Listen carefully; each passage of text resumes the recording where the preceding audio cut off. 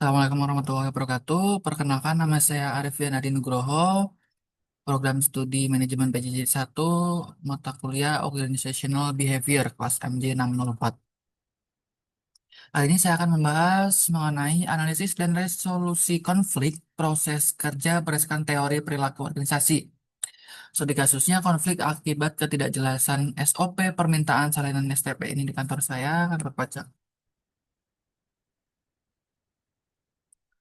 Agenda yang akan saya bahas pada kali ini yaitu latar belakangnya, identifikasi konflik, analisis penyebab konflik, dampak konflik, usulan solusi, kaitan dengan teori perilaku organisasi, serta kesimpulan.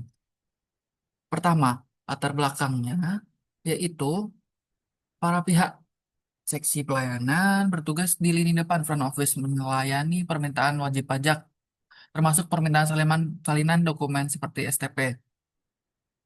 Kedua, seksi penagihan bertugas di lini belakang, back office, berfokus pada proses penagihan utang pajak dan mengelola arsip STP. Proses bisnis yang sedang dibahas ini, wajib pajak datang ke seksi pelayanan untuk meminta salinan STP.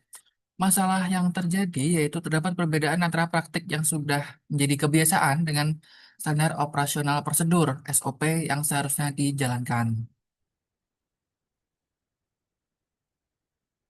Identifikasi konflik praktik saat ini atau kebiasaan lama, WP minta salinan STP ke seksi pelayanan.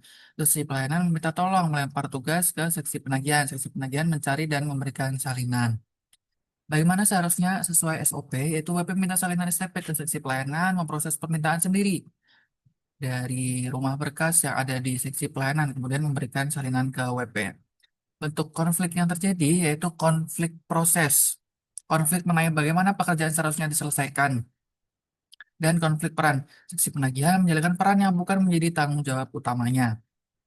Analisis penyebab konflik. Budaya mikro dan norma kelompok praktik ini sudah menjadi kebiasaan sejak dulu. Ini menunjukkan adanya norma informal yang lebih kuat daripada aturan formal SOP. Ini adalah bagian dari budaya mikro yang sulit diubah. Komunikasi yang tidak efektif. SOP yang ada kemungkinan tidak pernah disosialisasikan secara efektif kepada seluruh pegawai, terutama pegawai baru di seksi pelayanan. Jalur termudah, path of least resistance. Bagi seksi pelayanan, meminta tolong dianggap lebih mudah dan cepat daripada harus mempelajari cara mengakses arsip atau sistem sendiri. Keanggaran berkonflik. Selama ini seksi penagihan mungkin memilih untuk tidak mempermasalahkan hal ini untuk menjaga hubungan baik antar seksi, meskipun merasa terbebani. Dampak konfliknya. Bagi seksi penagihan, korban, beban kerja berlebih, work overload, mengerjakan tugas yang bukan tanggung jawabnya, penurunan produktivitas waktu dan energi terkuras dari tugas utamanya. Demotivasi, merasa pekerjaannya tidak dihargai dan diperlakukan tidak adil. Bagi seksi pelayanan, ketergantungan, tidak mandiri dan tidak menguasai seluruh aspek pekerjaannya. Potensi pelayanan lambat jika petugas di seksi penagihan sedang sibuk, permintaan WP menjadi terhambat. Bagi organisasi, inefisiensi proses kerja, alur kerja menjadi panjang dan tidak efektif. Risiko kesalahan, potensi salah memberikan dokumen karena miskomunikasi antar seksi. Selanjutnya, citra pelayanan yang kurang profesional. Usulan solusinya, tahap pertama yaitu persiapan internal dari seksi penagihan. Kepala seksi penagihan mengumpulkan bukti dokumen SOP terkait, menyatukan persepsi di internal tim bahwa masalah ini perlu diselesaikan secara formal. Kedua, komunikasi antar pimpinan. Kepala seksi penagihan secara formal dan baik-baik menemui kepala seksi pelayanan untuk menyampaikan isu ini, untuk menghormati hierarki. Ketiga, diskusi bersama mediasi. Mengadakan pertemuan bersama yang difasilitasi oleh kedua kepala seksi. Fokus diskusi, fokus diskusi bukan untuk menyalahkan, tetapi untuk memahami SOP dan mencari solusi bersama. Tahap 4, penegasan dan komitmen. Membuat kesepakatan dan komitmen bersama untuk menjalankan SOP yang benar ke depannya.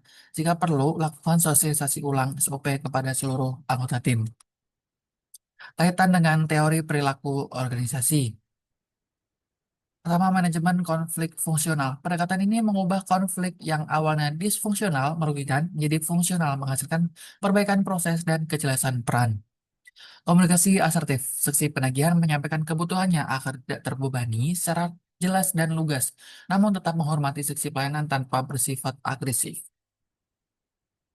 Kolaborasi dan negosiasi integratif tujuannya adalah mencapai solusi win-win atau win-win solution. Sisi penagihan, beban kerja kembali normal, sisi pelayanan mendapat kejelasan SOP dan menjadi lebih kompeten.